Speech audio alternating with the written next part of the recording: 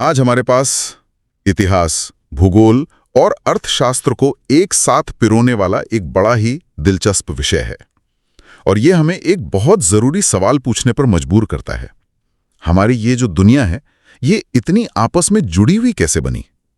अक्सर हम ग्लोबलाइजेशन शब्द सुनते हैं और सोचते हैं कि ये शायद 1990s के दशक में शुरू हुई कोई नई बात है।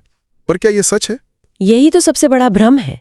असल में इन स्रोतों का निचोड़ यही है कि जिसे हम आज ग्लोबलाइजेशन कहते हैं, वो कोई अचानक हुई घटना नहीं है। ये तो सदियों लंबी एक कहानी है जिसमें व्यापार और तरक्की भी है और शोषण और तबाही भी। इसकी जड़ें बहुत बहुत गहरी हैं। तो आज इस गहन पड़ताल का मिशन यही है। हम दुनिया के वो जो अलग थलग हिस्से थे, वहां से आज के ग्लोबल नेटवर्क तक के सफर को समझने की कोशिश करेंगे। मतलब प्राचीन सिल्क रूट की धूल भरी राहों से लेकर आज की चमक चमाती मल्टीनेशनल कंपनियों के बोर्डरूम तक की यात्रा। और इस सफर में हम इस बात पे खास ध्यान देंगे कि ये जुड़ाव हर किसी के लिए एक जैसा नहीं था। हम देखेंगे कि कैसे व्यापार, लोगों के आने जाने और पैसे के प्रवाह ने दुनिया को एक नया आकार दिया।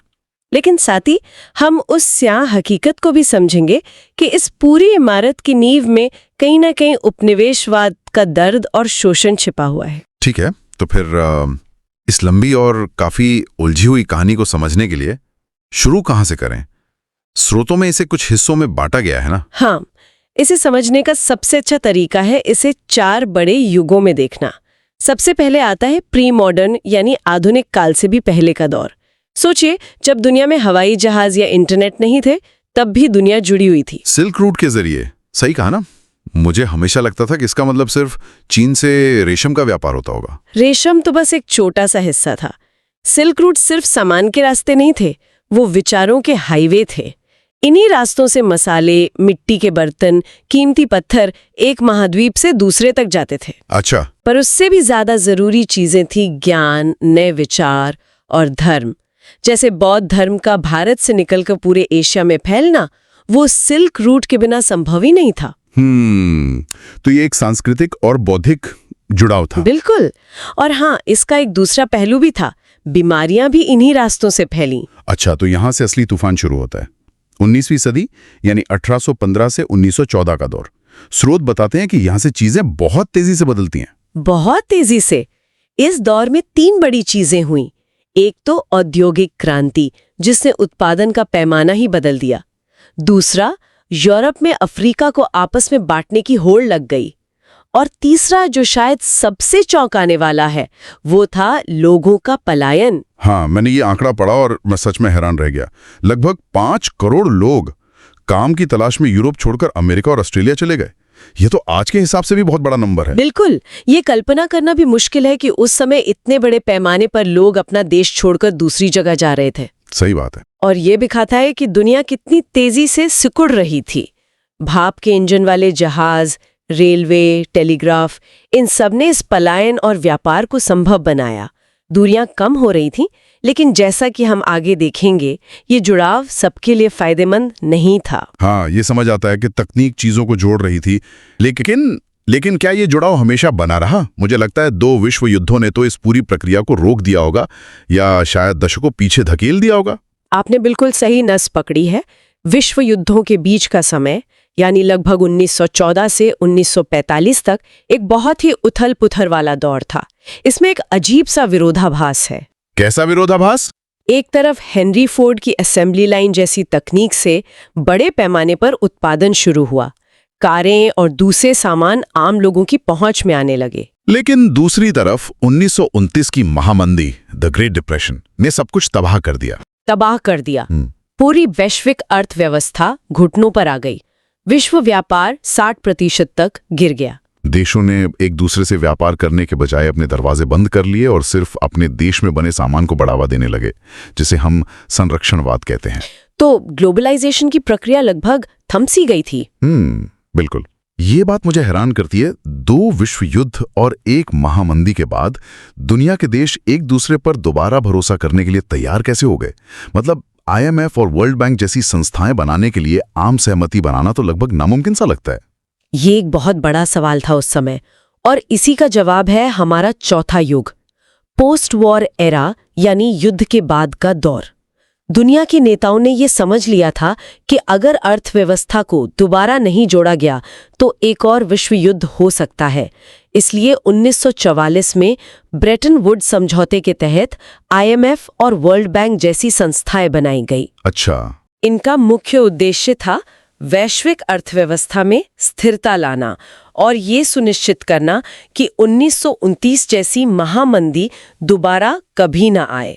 और यहीं से मल्टीनेशनल कंपनियों यानी MNCs का असली उदय हुआ। जी हाँ, एक स्थिर वैश्विक प्रणाली ने इन कंपनियों को दुनिया भर में फैलने का मौका दिया। एक कंपनी का मुख्यालय अमेरिका में हो सकता है, उसकी फैक्ट्री वियतनाम में और उसका सामान भारत में बिक सकता है। ये आज की वैश्विक अर्थव्यवस्था की सबसे बड़ी पहचान है। ठीक है, तो हमने ये 4 बड़े दौर समझ लिए जिसने दुनिया को जोड़ा। लेकिन असल में इस जुड़ाव का मतलब क्या था? मतलब कौन सी चीजें थी जो देशों के बीच बह रही थीं? क्या सिर्फ सामान था या कुछ और भी था? श्रोता में इसे समझाने के लिए एक बहुत अच्छा मॉडल दिया गया है, 3 प्रवाह या फ्लोज का मॉडल। पहला है व्यापार का प्रवाह, फ्लो ऑफ ट्रेड। जैसा कि हमने पहले बात की थी, भारत से कच्चा माल ब्रिटेन जाता था, मतलब हमारे ही देश का कपास हमसे लेकर मैनचेस्टर की मिलों में कपड़ा बनाकर हमें ही वापस ऊंचे दामों पर बेचा जा रहा था। एकदम सही। ये एक तरफा व्यापार था। आज ये प्रवाह बहुत बदल गया है। अब ये बहुआयामी है। भारत से दुनिया भर में IT सेवाएं जाती हैं, चीन से इलेक्ट्रॉनिक्स आते हैं, ब्राजील से कॉफी जाती है। ये एक जटिल नेटवर्क बन चुका है। और दूसरा प्रवाह है श्रम का प्रवाह, फ्लो ऑफ लेबर। ये भी समय के साथ बहुत बदला है।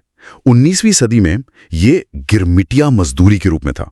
मुझे ये बात बहुत चौंकाने वाली लगी कि स्रोत में इसे दास्ता की एक नई प्रणाली कहा गया है। दास्ता की एक नई प्रणाली, ये तो बहुत ही कठोर और सीधी बात है। बिल्कुल। मतलब इसे गुलामी का ही एक नया रूप माना जा रहा था। हाँ, ये शब्द इसकी पूरी हकीकत को बयां करता है। वहीं आज ये कुशल पेशेवरों जैसे डॉक्टरों और इंजीनियरों के प्रवासन का रूप ले चुका है, जो बेहतर अवसरों की तलाश में दूसरे देशों में जाते हैं। हाँ, दोनों के पीछे की वजहें और हालात बिल्कुल अलग है। एक में जबरदस्ती और धोखा था, दूसरे में व्यक्तिगत इच्छा और अवसर। फैक्ट्री लगाती है, ये पैसा उद्योगों को चलाता है और मुनाफा कमाने के लिए दुनिया भर में घूमता रहता है। और जाहिर है ये सब कुछ बिना मजबूत बुनियादी ढांचे के संभव नहीं है। स्रोत इन्हें लाइफलाइन यानी जीवन रेखाएं कहते हैं। जैसे आज भारत का golden quadrilateral highway network, Kandla और मुंबई जैसे बड़े बंदरगाह और रेलवे लाइन है। ये बिल्कुल सही है। आज हम अमेज़न पर एक बटन दबाते हैं और चीन या अमेरिका से कोई सामान हफ्ते भर में घर आ जाता है। हम इसके पीछे के पूरे नेटवर्क, जहाज, बंदरगाह, हाईवे, कस्टम क्लियरेंस के बारे में सोचते भी नहीं। ये सब इसी लाइफलाइन का हिस्सा है। और डिजिटल क्रांति ने तो असल और भी तेज कर दिया है। बिल्कुल। पर यहाँ एक जरूरी सवाल खड़ा होता है, जिसका जिक्र आपने शुरू में भी किया था। क्या ये वैश्विक जुड़ाव, क्या ये सबके लिए फायदेमंद था? स्रोत तो कुछ और ही कहानी बताते हैं। ऐसा लगता है कि इस चमक दमक के पीछे एक बहुत ही अंधेरा सच छिपा है। हाँ, और ये इस विश्लेषण का सबसे महत्वपूर्ण हिस्सा है। स्रोत बहुत साफ तौर पर बताते हैं कि इस ग्लोबल वर्ल्ड की नींव उपनिवेश बनाए गए देशों के शोषण पर रखी गई थी। भारत के संदर्भ में अंग्रेजों द्वारा लगाए गए भारी लगान और टैक्स ने किसानों को कर्ज के जाल में फंसा दिया। इसे दादा भाई नौरोजी ने धन की निकासी कहा था। ड्रेन ऑफ वेल्थ, मतलब हमारा पैसा और हमारे संसाधन ब्रिटेन की औद्योगिक क्रांति को ईंधन दे रहे थे और यहाँ के लोग गरीब हो रहे थे। सिर्फ गरीब नहीं हो रहे थे, उनकी आजीविका भी छिन रही थी। ब्रिटेन की मशीनों से बने सस्ते कपड़ों ने भारत के विश्व प्रसिद्ध हथकरघा उद्योग को पूरी तरह तबाह कर दिया। लाखों बुनकर और कारीगर बेरोजगार हो गए। तो इसका असर सिर्फ पैसों पर नहीं पड़ा, ये तो एक पूरी पीढ़ी का हुनर, उनकी पहचान खत्म करने जैसा था। जो काम वे सदियों से करते आ रहे थे वो रातों रात बेकार हो गया। सही कहा। स्रोतों में अफ्रीका के एक उदाहरण है जो इस जुड़ाव के अनपेक्षित और भयानक परिणामों को दिखाता है। रिंडरपेस्ट नाम की बीमारी। हाँ, ये एक दिल दहला देने वाला उदाहरण है। 1890 के दशक में यूरोपीय लोग अपने साथ मवेशियों की एक बीमारी रिंडरपेस्ट अफ्रीका ले आए। ये बीमारी वहां जंगल की आग की तरह फैली और इसने अफ्रीका के 90% मवेशियों को मार डाला। 90%, ये आंकड़ा तो अविश्वसनीय है। इसका असर क्या हुआ होगा? यहाँ आकर्षक बात यह है कि इसका नतीजा क्या हुआ। मवेशियों के खत्म होने से स्थानीय लोगों की पूरी अर्थव्यवस्था और जीवन का आधार ही नष्ट हो गया। उनके पास जमीन थी, लेकिन उसे जोतने के लिए जानवर नहीं बचे। नतीजा ये हुआ कि वे मजबूरी में बागानों और खदानों में मजदूरी करने के लिए तैयार हो गए, जिससे उपनिवेशी शासकों को सस्ते मजदूर आसानी से मिल गए। बिल्कुल। वो कर दिखाया जो शायद ताकत से भी न हो पाता। एक तरह से कह सकते हैं इसने लोगों को औपनिवेशिक सत्ता पर निर्भर बना दिया। और गिरमिटिया मजदूरी की कहानी तो और भी दर्दनाक है। मजदूरों को ये कहकर धोखा दिया जाता था कि उन्हें भारत में ही कहीं काम मिलेगा, लेकिन उन्हें जहाजों में भरकर कैरिबियन द्वीपों, मॉरिशस और फिजी जैसी जगहों पर ले जाया जाता था जी। और वहां उनसे ऐसे अनुबंधों पर दस्तखत करवाए जाते थे जिन्हें वे पढ़ भी नहीं सकते थे। उनकी जिंदगी लगभग बंधुआ मजदूरों जैसी थी, हजारों मील दूर अपने घर से। इन उदाहरणों से साफ है कि वैश्वीकरण की इस कहानी में हमेशा विजेता और पराजित दोनों रहे हैं। एक हिस्से की समृद्धि और विकास अक्सर दूसरे हिस्से के शोषण और बर्बादी की कीमत पर आया है। तो इन सभी बातों को आज के भारत के संदर्भ में कैसे देखें? इन ऐतिहासिक प्रक्रियाओं को समझना आज क्यों जरूरी है? अगर हम इन सभी विषयों, इतिहास, भूगोल और अर्थशास्त्र को एक साथ रखकर देखें तो एक पूरी तस्वीर उभरती है। ये अलग अलग विषय नहीं है, बल्कि एक ही कहानी के अलग अलग अध्याय हैं। तो अगर मैं इसे सही समझ रहा हूं तो इतिहास हमें बताता है कि हम इस वैश्विक खेल में शामिल कैसे हुए, यानी औपनिवेशिक व्यापार के जरिए, जहां नियम हमारे नहीं थे। भूगोल बताता है कि आज ये खेल किन लाइफलाइन पर खेला जा रहा है, यानी सड़कें, बंदरगाह, इंटरनेट। और अर्थशास्त्र वो स्कोरबोर्ड है जो दिखाता है कि आज इस खेल का नतीजा क्या है। वाह, ये एक बेहतरीन तरीका है इसे समझने का। बिल्कुल सही। अर्थशास्त्र हमें MNCs का प्रभाव, SEZ यानी विशेष आर्थिक क्षेत्र का बनना और एक निष्पक्ष वैश्वीकरण के लिए चल रहे संघर्ष को दिखाता है। तो इसका मतलब साफ है, जिसे हम आज ग्लोबलाइजेशन कहते हैं वो कोई नई बात नहीं है। ये अचानक 1990 के दशक में आसमान से नहीं टपका। बिल्कुल।